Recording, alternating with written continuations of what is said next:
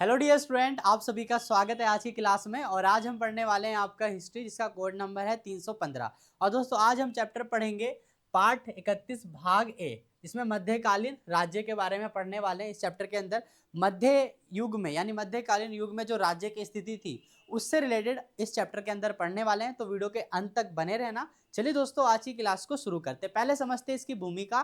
तो देखिए दोस्तों, इसकी भूमिका में क्या कहा गया है समझेंगे। और दोस्तों आप लोगों का दिल से शुक्रिया। वैसे तो मैंने बना रखा है 100 सब्सक्राइबर्स हो चुके हैं हमारे, तो ये हमारे लिए एक बहुत ही मतलब अचीवमेंट है, माइलस्टोन है छोटा सा। लेकिन अभी यहीं पे ही नहीं रुकना है, अभी बहुत आगे जाना है और आपके लिए बहुत दोस्तों बहुत मेहनत करना है। तो इसी तरीके से दोस्तों आप लोगों ने भी सब्सक्राइब कर रखा है तो कमेंट करके बताएं मुझे, ठीक है दोस्तों।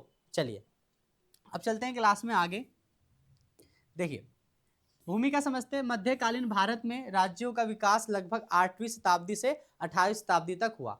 कब हुआ दोस्तों? ये मध्यकालीन युग की शुरुआत कब से हुई?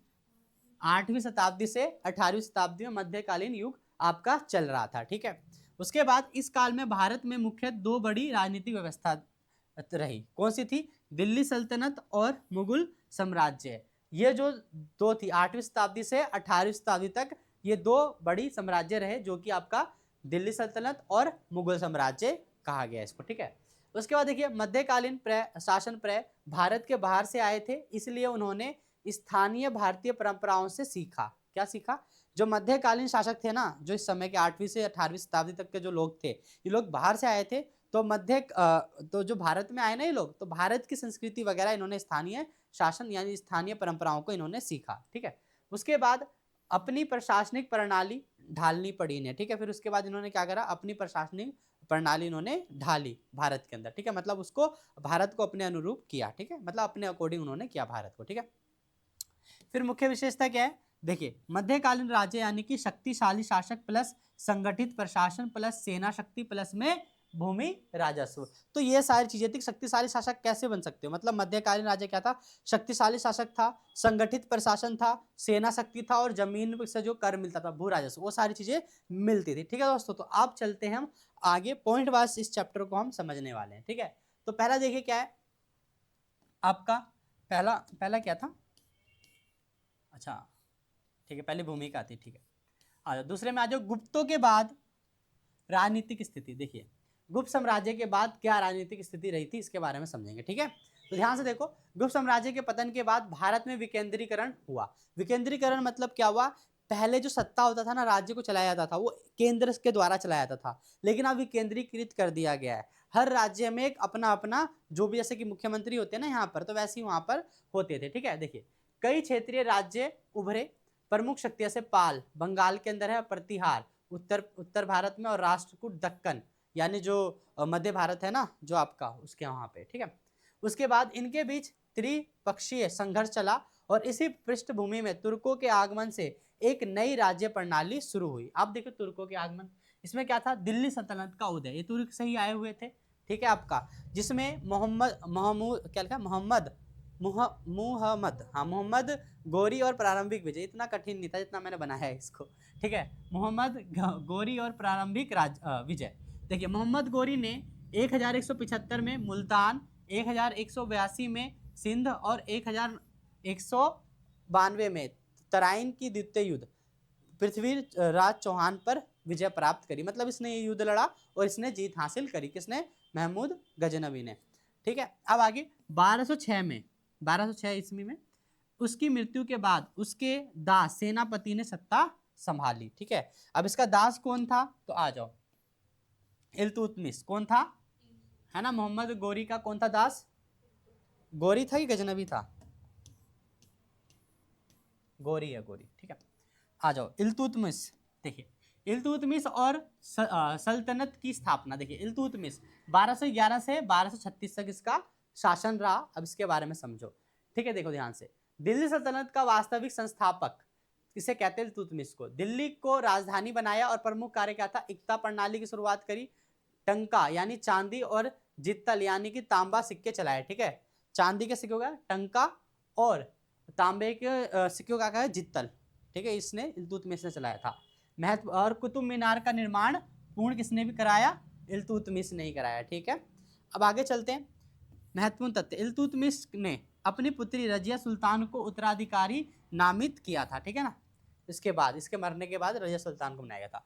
फिर है बलबन और राजत्व का सिद्धांत। देखिए गयासुद्दीन बलबन जो कि 1266 से 1287 में आया। देखिए राजा ईश्वर की छाया है, खुदा की झील है, ठीक है, मतलब झील है। यानी इन्होंने क्या बताया, राजा की छाया, मतलब राजा ईश्वर की छाया है। मतलब ये ना अपने आप को, जो समय के राजा होते थे ना, अपने आप को देवी देवताओं से, भगवान से, ईश्वर से जोड़ कर देखते थे। इसलिए ये बताते थे कि भैया जो राजा है वो ईश्वर की छाया है, ठीक है। उसका देखिए विशेषताएं क्या है, कठोर दंड नीति थी इसमें, दरबारी शासन, दरबारी शान और शौकत थी, अमीरों पर कड़ा नियंत्रण रखा गया था, किसके द्वारा, गयासुद्दीन बलबन के द्वारा। फिर एग्जाम से पॉइंट देखिए, बलबन ने शक्ति और अनुशासन को राज्य की नींव माना। क्या माना, बलबन ने शक्ति और अनुशासन को राज्य की नींव माना, मतलब शक्ति और अनुशासन राज्य को चलाने के लिए चाहिए होती है, ठीक है। अब चलते हैं आगे। तो अब आगे देखिए क्या है, खिलजी वंश। खिलजी वंश की बात करते हैं तो जलालुद्दीन खिलजी, क्या, जलालुद्दीन खिलजी की बात करते हैं।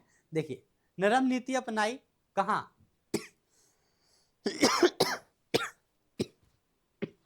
सॉरी, कहाँ, भारत में पूरी तरह इस्लामी राज्य संभव नहीं है। इसने कहा कि भारत में पूरी तरीके से इस्लामी राज्य संभव नहीं है। फिर आया अलाउद्दीन खिलजी 1296 से 1316 तक, दिल्ली सल्तनत को साम्राज्य का रूप दिया, ठीक है। फिर उसके बाद है प्रमुख सुधार, केंद्रीकरण। देखिए कठोर भूमि कर, मूल्य नियंत्रण नीति और स्थायी और शक्तिशाली सेना बनाया, ठीक है ना। जो विकेंद्रीकरण फैला हुआ था ना सत्ता राज्य, इसको केंद्रीकृत किया इसने, कठोर भूमि कर बनाए गए इसके द्वारा, और मूल्य नियंत्रित नीति बनाया, स्थायी और शक्तिशाली सेना भी इसने बनाई, ठीक है। उसके बाद उदाहरण, दिल्ली में अनाज की कीमत सरकार तय करती थी ताकि सेना सस्ती दरों पर भोजन पा सके, ठीक है ना। तो ये इसका काम था। इनके में क्या हुआ, अनाज वनाज को सस्ता किया गया था। फिर उसके बाद है तुगलक वंश। देखिए तुगलक वंश आया, गयासुद्दीन तुगलक। देखिए तुगलकाबाद नगर की स्थापना करी इसने, महमूद मोहम्मद बिन तुगलक। योजनाएं बनाई इसने, राजधानी परिवर्तन, जैसे दिल्ली से दौलताबाद इसने करा था, किसने, महमूद बिन तुगलक ने, ठीक है। दिल्ली से कौन सा गया था इसने, दौलताबाद। तांबे के सिक्के चलाए और अधिकांश योजनाएं इसकी क्या रही थी, असफल रही थी, ठीक है। फिर उसके बाद फिरोज शाह तुगलक आया, जो कि लोक कल्याण पर बल दिया इसने, नहरों का निर्माण कराया, करों में नरमी रखी इसने, ठीक है। फिर परीक्षा तथ्य देखिए, तुगलक काल में सल्तनत कमजोर होने लगी थी, क्योंकि इसमें राजा नरम दिल के होने लग गए थे, तो बाकी सारे राजा के चुंगल से छूटने, आजाद होने लग गए थे, ठीक है। फिर मुगल साम्राज्य का उदय, अब आया यहाँ पर दिल्ली सल्तनत का अब अंत होने लग गया, अब आया मुगल साम्राज्य, ठीक है। अब देखिए 1526 ईस्वी में बाबर ने पानीपत का प्रथम युद्ध क्या हुआ, जीता, और बाबर ने तुर्क मंगोल वंश से मध्य एशिया से आया था, ठीक है। अब बात करेंगे मुगल साम्राज्य की, ठीक है। चलो देखो अकबर और मुगल राज्य का विस्तार। देखो अकबर आया 1556 से 1605। देखिए वास्तविक निर्माता नीति और धार्मिक सहिष्णुता लाया था, सुलह कुल की नीति, जो सबके साथ शांति, सुलह कुल, ठीक है। फिर उसके बाद प्रशासनिक विशेषता क्या थी, मनसबदारी प्रणाली चालू करी इसने, फिर जागीरदारी व्यवस्था चालू करी और संगठित नौकरशाह बनाया इसने, ठीक है। फिर उसका उदाहरण क्या है, राजपूतों से वैवाहिक संबंध, ठीक है, राजपूतों से वैवाहिक संबंध रखे, जिसमें राजनीतिक स्थिरता पैदा हुआ, ठीक है। अब है मध्यकालीन राज्य का स्वरूप। देखिए सुल्तान का अर्थ क्या होता है, अरबी शब्द में अर्थ होता है आध्यात्मिक शक्ति से युक्त शासक, ठीक है, मतलब क्या इसके पास शक्ति है, ठीक है। आगे राज्य की प्रकृति क्या है, औपचारिक रूप से धार्मिक वेदता मिलती है, व्यापार में और व्यवहारिक शासन और स्थानीय परंपराओं को स्वीकार करते हैं। एग्जाम के लिए पॉइंट देखिए, मध्यकालीन राज्य ना तो पूरी तरह धार्मिक थे, ना ही आधुनिक धर्मनिरपेक्ष, ठीक है ना। मतलब पूरी तरीके से ये क्या थे, धार्मिक नहीं थे, ना ही आधुनिक धर्मनिरपेक्ष, ठीक है ना। मतलब दोनों का थोड़ा बहुत समन्वय था, पूरी तरीके से नहीं था, ठीक है। अब आगे शाही दरबार और शासक की खोज, शासक की छवि। दरबार सत्ता का प्रदर्शन होता था, दरबार के अंदर बैठा था राजा बीच में और बाकी सारे सेनापति बैठते थे और लोग आते हैं, इर्द गिर्द लोग बैठे रहते हैं, ठीक है। सामाजिक श्रेणी का निर्धारण, शासक क्या होता था, भव्य वस्त्र पहनते थे, ठीक है, सार्वजनिक समारोह यही होता था। उदाहरण मुगल दरबार में हर व्यक्ति की निश्चित हैसियत होती थी, ठीक है ना, एक जो भी वहां बैठते थे उनका एक अपना पोजीशन होता था। फिर है प्रशासनिक ढांचा, देखिए सुल्तान सम्राट सर्वोच्च होता था, वजीर या दीवान वित्त होता था, वित्त शक्ति होती थी इसके पास, और अमीर, अमीर किसी सेना व प्रशासन का काम होता था, सूबा जैसे सरकार या परगाना या फिर गांव, ऐसे इनका काम चलता था। अब चलते हैं आगे। आगे आपका परीक्षा के लिए इंपॉर्टेंट बात आप ध्यान समझो, परीक्षा के लिए अत्यंत महत्वपूर्ण, क्योंकि इसमें परीक्षा में 1 मार्क से क्वेश्चन भी आते हैं, 2 मार्क्स से भी क्वेश्चन आते हैं, तो उसके लिए इंपॉर्टेंट है, जरा ध्यान देना। देखिए सल्तनत, सुल्तान द्वारा शासित राज्य। इक्ता, वेतन के बदले भूमि का राजस्व, इसे कहते हैं हम इक्ता प्रणाली, ठीक है। उसके बाद है मनसब, पद और वेतन की श्रेणी को कहते हैं मनसब, ठीक है। डेट ध्यान दो, 1206 में दिल्ली सल्तनत की स्थापना, 1296 में अलाउद्दीन खिलजी आया, फिर 1256 में मुगल साम्राज्य की स्थापना हुई, ठीक है। दिल्ली सल्तनत 1206 में और मुगल साम्राज्य की स्थापना 1526 में, ठीक है। 1 लाइन क्वेश्चन, अलाउद्दीन खिलजी, मूल्य नियंत्रित किया इसने, अकबर ने सुलह कुल की नीति लाया, बलबन ने खुद खुदा की जिल, मतलब इसने बताया कि खुदा के हम क्या है, छवि हैं, है ना, जो राजा लोग होते हैं खुदाई क्या होते हैं, छवि होते हैं, परछाई होती है। निष्कर्ष क्या निकलता है, मध्यकालीन भारत में राज्य शक्तिशाली लेकिन व्यक्तिगत थे, प्रशासन संगठित था, दिल्ली सल्तनत ने आधार रखा और मुगलों ने उसे परिपक्व समाज में बदला। तो इसके साथ ये वाला चैप्टर जो है दोस्तों आपका खत्म होता है। इसमें मेनली आपको बताया गया कि मध्यकालीन युग के बारे में बताया गया, जिसके अंदर आपने 2 चीजें पढ़ी। 2 चीजें कौन सी पढ़ी आपने, एक तो पढ़ा दिल्ली सल्तनत और मुगल साम्राज्य में, दिल्ली सल्तनत में जितने भी शासक थे उसके बारे में पढ़ा, और मुगल साम्राज्य में जितने भी शासक थे और उनके द्वारा क्या किया गया यही पढ़ा। अब इससे रिलेटेड मोस्ट इंपॉर्टेंट क्वेश्चन मैं पढ़ाने वाला हूँ, कुछ ही दिनों में से क्लास आने वाली है, ठीक है। इसका बस एक चैप्टर और रहता है जो कि आपके पब्लिक एग्जाम के लिए इंपॉर्टेंट है, ठीक है, चाहे वो अप्रैल का हो चाहे वो अक्टूबर के एग्जाम हो, ठीक है। तो दोस्तों अगर चैनल पर नए हो तो चैनल को सब्सक्राइब करना और वीडियो को लाइक करना मत भूलना। और दोस्तों नेक्स्ट वीडियो जल्दी आएगी और आपके मोस्ट इंपॉर्टेंट क्वेश्चन जो कि एग्जाम में के लिए इंपॉर्टेंट रहेंगे वो भी आने वाले हैं, तो चैनल को सब्सक्राइब कर लेना।